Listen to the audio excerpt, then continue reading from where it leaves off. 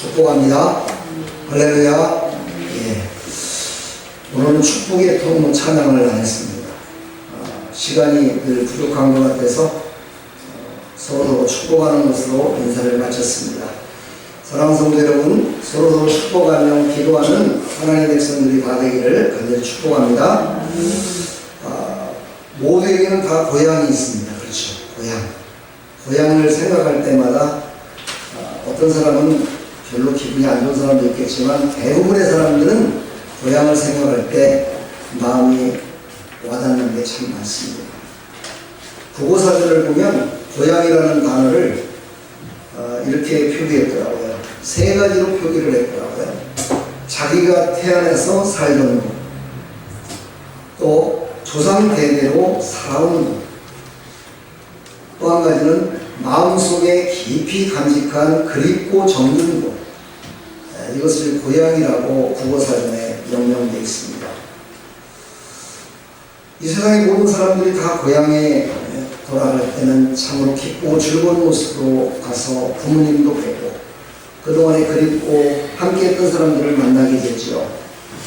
오늘 본문의 말씀은 예수님이 30년 동안을 살았던 그 고향 땅 나사렛에 가셔서 이제 복음을 전하러 가십니다. 특별히 고향 땅에 가서는요, 밖에 나갔을 적에는 그냥 야외에서 말씀을 전했는데 이 고향 땅에 가서는 회당에 가셔서 말씀을 전하는 걸 볼 수가 있어요. 그때 회당이라고 하면 지금의 교회와 똑같습니다.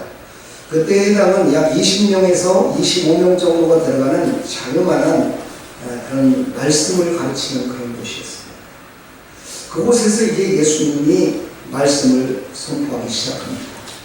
복음을 전하는데 이 복음을 전하는데 이 사람들이 말씀을 듣는데 창념을 하는 것이 아니고 예수님을 의심합니다. 그리고 예수님의 말씀을 믿지 않는 겁니다. 왜 이랬을까요?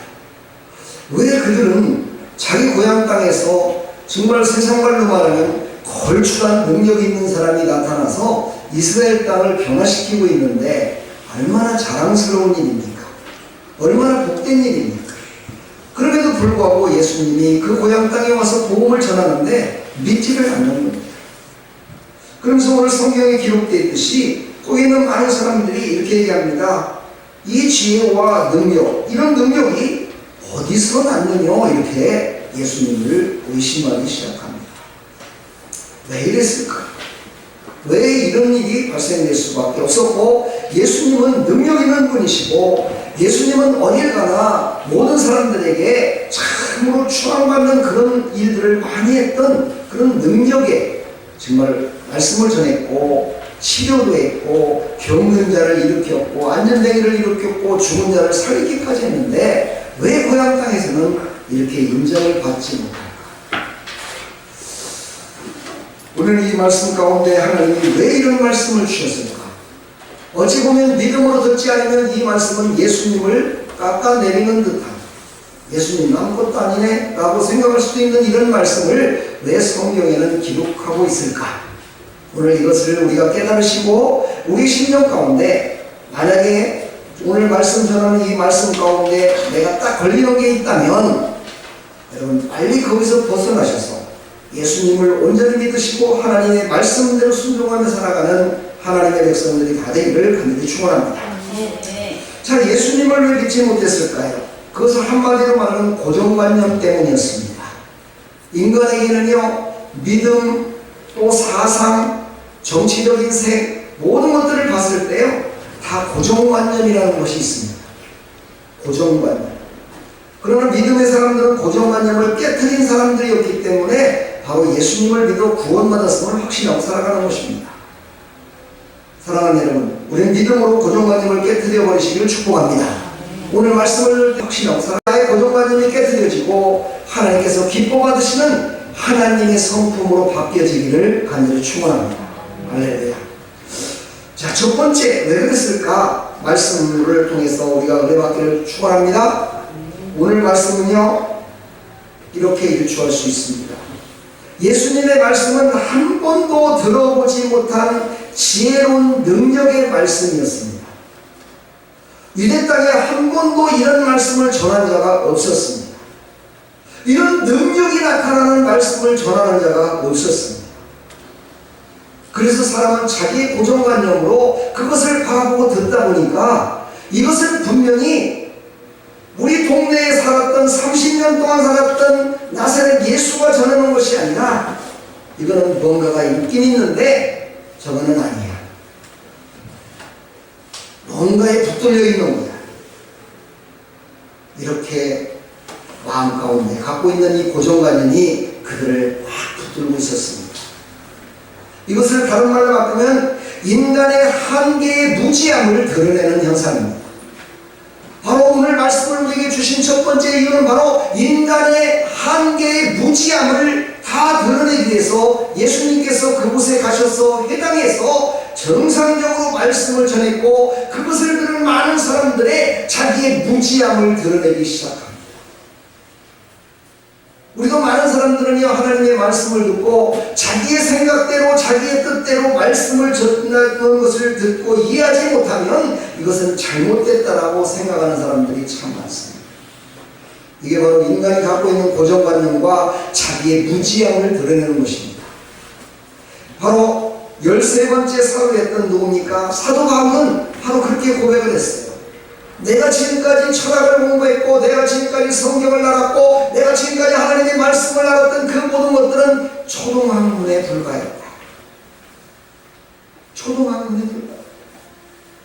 성령께서 나에게 임해서 예수의 영이 나에게 임하니까 나에게 알려주는 그 모든 것들은 너무너무 신기하고 너무너무 그것을 정말 깨닫는데 큰 일이 되었고 많은 사람들에게 하나님의 능력의 말씀을 전할 수 있도록 나를 도와주셨다 라고 한마디로 요약해서 말씀드릴 수 있습니다. 그래서 그는 귀하게 쓰임받는 하나님의 종으로 귀하게 쓰임받았음을 볼 수가 있습니다. 사랑하는 성도 여러분, 우리의 고정관념, 인간의 무지의 한계를 오늘 다 떨쳐버리시기를 간절히 축복합니다. 54절을 보면은요, 그들은 어떻습니까? 그들은 들었습니다. 그리고 보았습니다. 그들은 함께 했었습니다. 그런데 그가 말하는 지혜와 능력을 믿지는 않았습니다. 우리도 그런 사람들 많이 있죠. 저도 그런 경우를 많이 겪었습니다. 저도 우리 가족에 가면은, 가족들 가면 장로님도 있고 안수집사도 있고 권사님도 있고 성도도 있고 다 있습니다. 그들 앞에 서서 말씀을 전하면요, 말씀을 크게 받지 못하시더라고요. 예, 뭐 아멘은 하지만은요, 자기의 생각대로만 들어요. 왜 그러냐?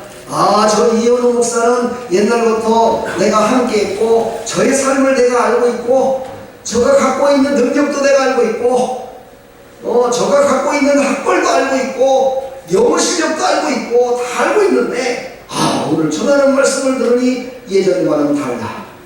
진짜 이걸 믿어도 될까? 믿어야 될까? 이런 모습으로 듣는 모습을 저도 많이 겪어봅니다. 그러나 여러분 아십니까? 말씀을 전하는 자 하나님께서 쓰실 적에는요, 성령께서 감동을 주십니다. 성도들을 어떻게 합니까? 변화시키고 은혜받게 하려면요, 하나님의 감동이 임하지 않고서는 말씀을 전할 수가 없어요. 그냥 내 지식으로요, 내 뜻대로 전해봤자 아무런 의미가 없더라고요. 하나님이 쓰시는 거지. 하나님이 말씀하시는 겁니다. 할렐루야. 오늘 여기서 말씀하시는 바로 왜 엄청나게 놀란 그들의 모습, 그렇죠. 엄청나게 놀란 이들의 모습, 이 모습을 성경에서는 에크플레소라는 헬라어를 쓰고 있습니다. 근데 이 말은 어디에서 나오냐면 에크라는 말에서 나왔습니다. 근데 왜 에크도 놀란 건데 왜 에크플레소라는 단어를 썼냐면 그들이 너무너무 놀랬다는 것을 표현하게 합니다. 사랑하는 여러분, 우리는 하나님의 말씀을 들을 때 그 말씀이 다 이루어질 것을 믿기만 하면 되는데 믿지를 않습니다. 왜? 너무나 놀라운 말씀이기 때문입니다. 죽은 자가 살아난다는 겁니다.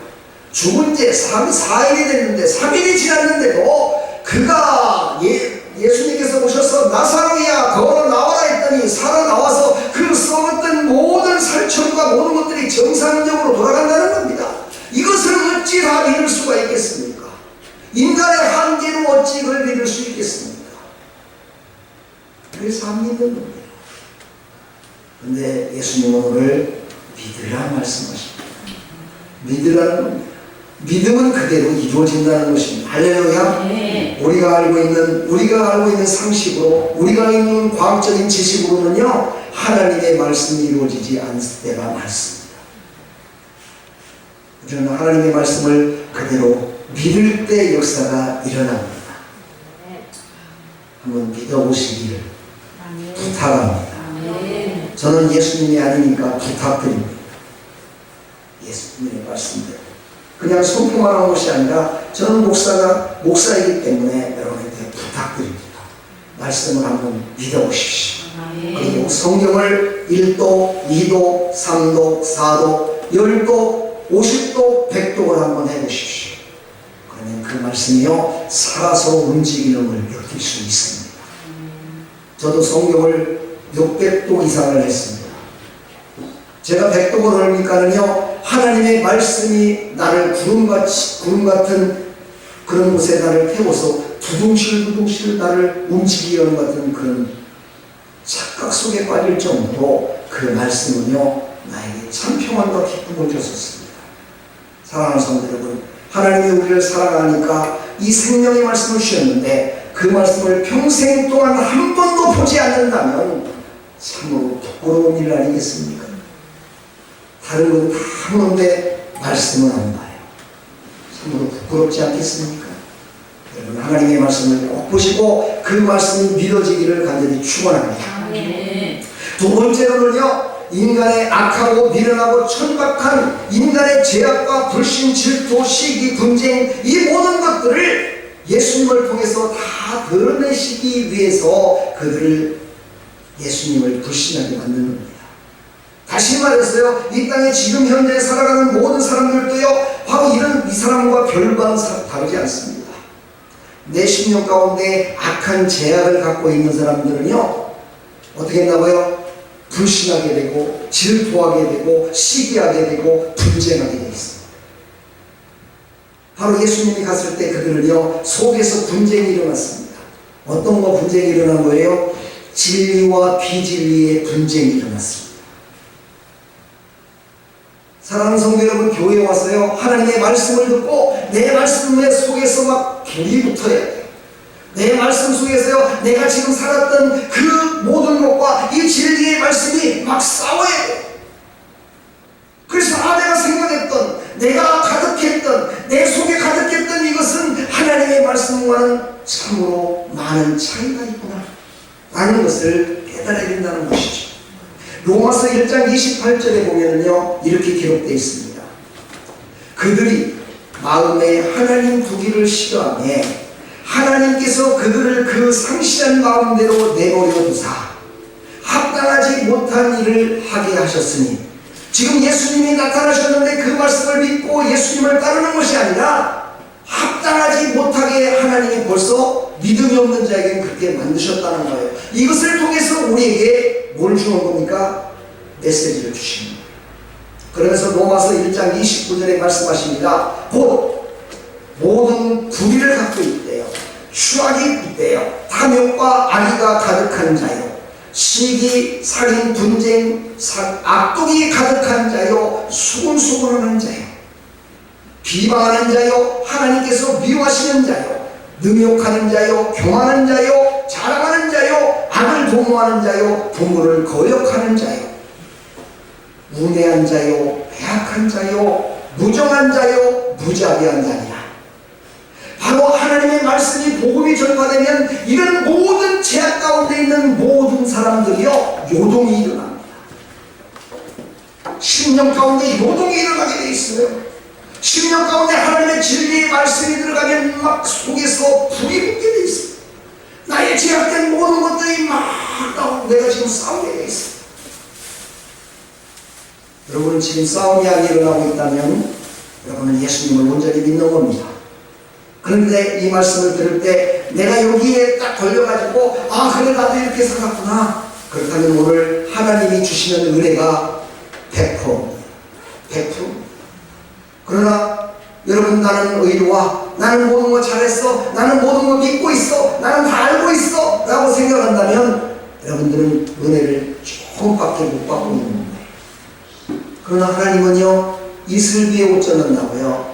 이슬비 같은 하나님의 은혜로 말미암아 나중에 또한 크게 변화시키는 하나님의 능력을 또한 우리는 체험할 수 있습니다. 사랑하는 성도 여러분, 우리는 우매한 자요 배악한 자요 부정한 자요 무자비한 자로 살았다면 이제부터 하나님께서 오늘 생명의 말씀을 주셨사오니 나는 새롭게 되기를 소망합니다. 이렇게 마음속에 가득히 정말 다짐하면서 나가는 귀한 시간이 되기를 간절히 축원합니다. 그러면서 로마서 1장 32절에 이렇게 말씀하십니다. 그들이 이같이 일을 행하는 자는 사형에 해당한다고 하나님께서 정하심을 알고도 이렇게 나쁜 생각을 갖고 있으면 안 된다라고 벌써 구약시대 때 하나님이 율법을 통해서 다 말씀하신 것을 알고 다 알고 있대. 아는데 왜 안 될까? 오늘 성경은 이렇게 말합니다. 자기들만 행할 뿐 아니라 또한 그런 일을 행하는 자들을 옳다 하느니라. 그것을 행하지 않는 것을 옳다라고 생각한다는 거예요. 이게 얼마나 하나님을 두려워하지 않는 백성의 모습입니까? 우리는 이런 사람이 아니라 하나님의 말씀을 듣고 그대로 아멘하는 자가 되기를 간절히 축원합니다. 그래서 하나님의 말씀을 듣고 하나님의 말씀대로 순종하지 않고 예수님을 배척했던 그런 모습으로 살아가는 사람을 성경은 어떻게 부르는가 봤더니 로마서 2장 1절에 이렇게 기록되어 있습니다.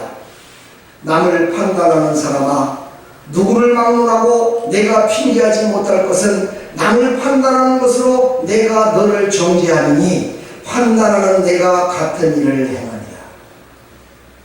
이걸 쉽게 말씀드릴까요? 이건 뭐냐? 하나님의 말씀을 듣고요 핑계하면 핑계할수록 자기를 정죄하는 거예요. 다시 말해서 자기를 죄짓게 만드는 거예요. 그러므로 하나님의 말씀을 듣고 저는 부족합니다. 저는 나약합니다. 행해야 되는데 행하지도 못했습니다. 순종해야 되는데 순종하지도 못했습니다. 이렇게 입술로 고백하고 마음 가운데 하나님 앞에 나 자신을 고백하는 사람이 하나님께서 가장 믿음이 좋은 사람이다라고 내가 쓸만한 사람이라고 칭찬하신다는 것입니다. 이런 하나님의 백성들이 되기를 간절히 축원합니다.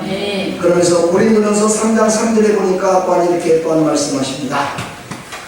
육신에 속한 자는 육신을 따르리니 악하고 추하고 시기와 분쟁이 있으며 갈라디아서 5장 17절 인간은 육신의 소욕을 따르고 성령은 그것을 못하게 하신다 말씀하십니다. 그러니까 이 시간에 성령께서 이끄시는 대로 하나님 앞에 예배를 드리며 하나님의 말씀을 듣고 아멘 저는 죄인입니다. 저는 배악한 자입니다. 저는 부족한 자입니다. 이렇게 하나님 앞에 마음속으로 고백하며 아멘하며 나가는 사람은 성령께 붙들린 사람이라는 거예요. 하나님 앞에 붙들린 사람이라는 거예요. 하나님 앞에 붙들리시기를 축복합니다. 하나님께 붙들린 자는요 어딜 가든지 누구를 만나든지 그렇죠. 바로 내 자신을 겸손히 낮추는 자가 됩니다. 나를 겸손히 낮추는 자 되기를 간절히 축원합니다. 할렐루야. 빌립보서 3장 8절로 9절 말씀을 제가 또한 읽어드립니다. 예수 그리스도가 내 안에 있는 사람은 이것을 하나님의 사랑으로 녹여서 배설물로 버리게 되는 사람이라고 말씀하십니다. 제가 이것을 말씀을 요약해서 여러분들에게 말씀드리는 겁니다. 바로 그리스도 안에 있는 사람은 나에 있는 모든 제약된 모든 것들을 어떻게 한다고요? 사랑으로 녹여버려갖고 배설물로 만들어져서 다 버린 사람과 같아요. 그러니까 이 모든 것들을 제약된 모든 것들을 이길 수 있는 방법은요 하나님의 사랑밖에 없는 거예요.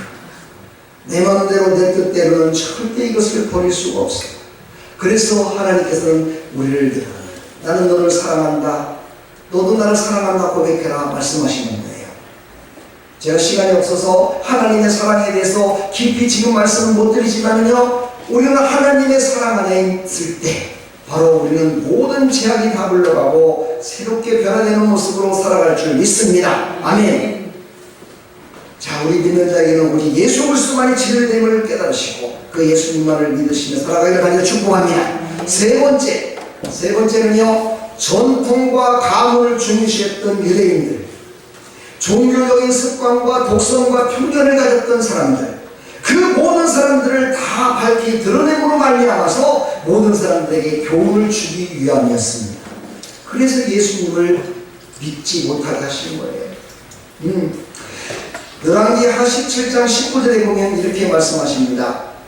유다도 그들의 하나님 여호와의 명령을 지키지 아니하고 이스라엘 사람들이 만든 관습을 행하였으므로, 유다 땅에 살고 있는 하나님을 신뢰하며 하나님만을 섬겼던 그들, 하나님께서 선지자를 통해서 말씀하시고 항상 옆에서 하나님이 사랑한다 말씀하셨고 모든 삶을 하나님이 주장하심을 늘 겪었던 그들도 하나님을 온전히 신뢰하지 못하고 관습을 따랐다는 거예요. 습관을 따랐다는 거예요. 그러니 우리야 오죽하겠습니까? 이런 위로의 말씀을 하나님은 또한 우리에게 허락하십니다. 할렐루야. 우리는요, 이런 관습을 쫓아 행하는 그런 신앙생활이 아니라 건성으로 왔다가 예배드리는 그런 모습이 아니고 오직 예배는 하나님이 받으실 만한 향기로운 제물이 내가 되기를 하나님은 소원에서 나를 불러주셨다는 것을 확실히 믿고 신령과 진정으로 하나님 앞에 온전히 드리는 예배. 신앙생활도 또한 마찬가지입니다. 신앙생활 가운데 어떻게 우리는 신앙생활합니까? 진정으로 자기의 거룩함을 유지하기 위해서 마음속에는 생각할 때 절대 그거는 하고 싶은 생각이 없는데도 불구하고, 아니 거룩한 모습을 드러내고 싶은 마음이 없는데도 불구하고 거짓으로 사랑을 베풀고 거짓으로 사람들에게 손을 잡아주고 거짓으로 그들에게 베푸는 모습 같은 그런 모습을 보이는 것들, 이런 것들이 바로 관습에 쫓아 종교적인 신앙생활을 하는 것입니다. 여러분은 그런 사람이 아니라 진정 내 안에 계신 하나님께서 인도하신 대로 승리하며 살아가기를 간절히 축복합니다. 하나님이 말씀하실 적에는요, 버스를 타고 가다가도 내려야 돼요. 예, 사무실에 앉아있다가도 하나님 저 밖에 나가라 그러면 나가야 돼요. 예, 제가 그런 얘기 했었죠. 사무실에 앉아있는데 밖에 나가라 말씀하세요. 누구 하나님이 내 마음에 울림이 오는 거예요. 그래서 밖에를 나갔더니요, 아무도 없는데 어떤 임신하신 젊으신 분이 배가 이만큼 동상만큼 나오는 분이 저쪽에서 걸어오는데 너무너무 힘들게 걸어오시더라고요. 아, 그래, 저 사람에게 복음을 전하고 기도해 주라고 하나님이 나를 사무실에서 나가라 그러셨구나. 그래갖고 그분에게 아유, 사랑하는은 안 했습니다. 아유, 너무 힘드시겠어요. 그랬더니 너무 힘들어요 그러시고. 그래요, 저는 이 교회에 있는 목사입니다. 제가 한번 기도해드리면 참 아이도 순산하고 정말 구원받아 천국 백성 될 것 같은데 기도 한번 해드릴까요? 그랬더니 이분이요, 기도 한번 해주세요. 그래서 그분 배에 제가 손을 직접 대면 또 성취행이라고 합니다. 그분 손을 얹으라고 하고 제가 그곳에 손을 얹고 기도를 했습니다. 하나님, 이 사랑하는 자매가 힘들고 어렵습니다. 아이를 낳을 때 순산케 해주시고 건강한 태아가 나올 수 있도록 하나님 은혜 베풀어 달라고 간절히 기도를 했습니다. 그리고 그분은 돌아갔습니다. 약 2개월 후에, 2개월이 조금 지난 후에 어떤 분이 아이를, 하나는 자기가 안고 하나는 친정어머니인지 할머니 되시는 분이 안고 두 분이 아이를 안고 교회를 찾아왔어요. 저는 누군지 몰랐습니다. 잃어버렸습니다. 근데 바로 제가 2달 전에 기도해줬던 그분이었습니다. 근데요, 쌍둥이를 낳았어요. 할렐루야. 쌍둥이를 낳았으니 얼마나 쌍둥이를 낳았을 때 얼마나 힘들었겠어요. 그리고 그 이후 그분은 예수님을 잘 믿는 하나님의 백성이 되었습니다. 할렐루야. 사랑하는 성도 여러분, 여러분의 삶 가운데 정말 하나님이 부르시면요 아멘하고 나갈 수 있는, 그래서 내가 지금 갖고 있는 관습과 습관과 내가 갖고 있는 그런 어떤 정말 교회의 이미지 이런 것들을 다 벗어버리시고 하나님의 말씀하실 때 아멘 할 수 있는 나와 여러분들 다 되기를 간절히 축원합니다. 바로 그것을 오늘 예수님이 말씀하신 거예요. 사도행전 28장 17절에 말씀하십니다. 바울이 유대인 중 높은 사람들을 청하여 그들이 모인 후에 이르되 여러분 형제들아 내가 이스라엘 백성이나 우리 조상의 관습을 배척한 일이 없는데 예루살렘에서 로마의 손에 죄수로 대준 바 되느냐 이렇게 말하면서 사도 바울이 종교 지도자들을 책망하는 그런 내용이 나옵니다. 이 말은 무슨 말이냐면 사도 바울은 유대인이요 하나님을 잘 믿는 백성인데 어찌하여 나를 너희들이 내가 조금 잘못했다고 저 로마 사람들에게 나를 죄인이라고 대주느냐 이 말입니다. 너희들이 진정으로 하나님의 말씀대로 순종하며 산다면 내가 이 안에서 모든 것을 정죄받을 게 있다면 정죄받고 너희들에게 잘못된 게 있다면 잘못하고 하나님께 회개하게 만들어야지 어찌 저 로마에게 나를 내밀느냐 이걸 얘기하는 겁니다. 다시 말해서 요즘 시대의 교회를 말하고 있습니다. 요즘 시대의 교회에서 분쟁이 많이 일어난다고 합니다. 근데 그 분쟁이 교회 내에서 다 끝나는 것이 아니라 꼭 분쟁이 일어나면 세상 법정으로 갑니다. 세상 법정으로 가서 세상 판사 앞에 교회에 있는 모든 것들을 다 내려놓고 걷어내려놓고 판결을 하려고 합니다. 이 얼마나 어리석은 일입니까? 바로 이게 관습에 따라 살아가는 어리석은 자의 모습입니다. 물론 우리에게는 그런 모습이 없습니다. 앞으로도 여러분 그런 모습이 없기를 축복합니다. 교회 문제는 교회에서 해결해야 됩니다. 하나님의 법으로 해결돼야 됩니다. 세상 법으로 세상의 관습으로 세상의 습관으로 교회의 일들이 판결돼서는 안 됩니다. 이것이 바로 하나님이 우리에게 주신 권세요 능력이요 거룩함이요 하나님이 우리에게 주신 능력입니다. 할렐루야. 이것을 여러분 믿으시고 교회에서 일어난 모든 것들은 교회법에 의하여 움직이는 나와 여러분들이 다 되기를 간절히 축복합니다. 오늘 세 가지만 제가 말씀드렸습니다. 그들은 고향 사람이라고 지금 얘기를 했지만 이들의 신념 가운데는 뭐가 있었습니까? 제약된 것이었습니다. 그것을 고정관념 속에 꽉 붙들고 있었습니다. 그것을 버리지 못하니까 결국은 그것으로 말미암아 예수님까지 정죄하는 어리석음에 빠집니다. 예수님을 정죄하는 무엇입니까? 바로 자기를 정죄한 것과 똑같습니다. 이런 죄악의 궤도 이렇게 하는 이 어리석은 자가 되지 말고 하나님 앞에 귀하게 쓰임받는 하나님의 백성들이 다 되기를 축복합니다. 저는 제 성경에 나와 있는 한 사람을 소개하고 마칠까 합니다. 빌라도라는 사람입니다. 우리는 사도신경을 할 때 항상 빌라도, 본디오 빌라도에게 고난을 받으사 이렇게 고백합니다. 빌라도는 예수님을 판결했던 사람입니다. 그 사람이 예수님을 판결할 때 법에 따라 판결한 것이 아니라 죄에 따라 판결한 것이 아니라 군중들이 손을 들고 군중들이 외치는 소리, 자기의 정치적인 권력, 자기의 정치적인 그 안위를 위해서 판결했던 사람입니다. 그러므로 그는 예수님을 정죄했습니다. 그러므로 말미암아 지금까지도 사도신경으로 신앙을 고백할 때 우리는 늘 빌라도를 언급합니다. 바로 우리에게 빌라도 같은 사람이 되지 말라고 오늘도 말씀하시는 겁니다. 우리는 정죄하는 것이 아니라 판단하는 것이 아니라 내 자신의 고정관념을 깨뜨려버리고 하나님의 말씀을 그대로 받아들일 때 하나님의 역사가 우리 사랑하는 성도들의 삶 가운데 충만히 일어날 줄 믿습니다. 그 예수님을 왕같이 여기시는 왕의 자녀가 됩니다. 하나님을 하나님같이 하나님을 왕같이 여기는 하나님의 자녀만 되는 게 아니라 왕자가 됩니다. 그런데 예수님은요 왕자로 끝나는 것이 아니라 왕노로 타게 해주십니다.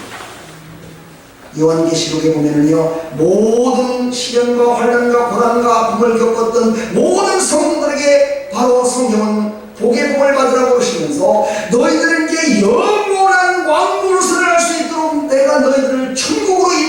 하신다고 분명히 약속하셨습니다. 왕이신 우리 하나님, 그 말씀을 의지하여 승리하는 하나님의 손들이 되기를 간절히 축원합니다. 아멘. 할렐루야.